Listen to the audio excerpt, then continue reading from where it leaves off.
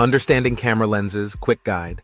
Hey visual wizards! Today we're diving into camera lenses. If you want to level up your photography or videography, understanding lenses is key. First, let's talk about the basics.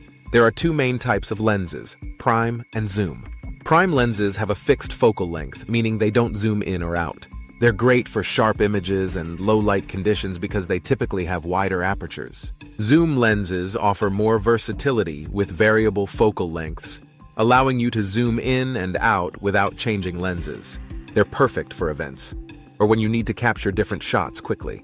Now, which lens should you use? For portraits, a 50mm prime lens is fantastic. It gives a natural look and beautiful background blur. For landscapes, a wide-angle lens like a 16 to 35 mm is ideal, capturing more of the scene.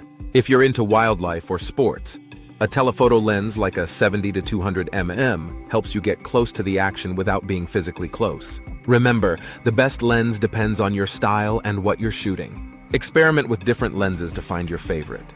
Don't forget to like, subscribe, and hit the bell for more tips.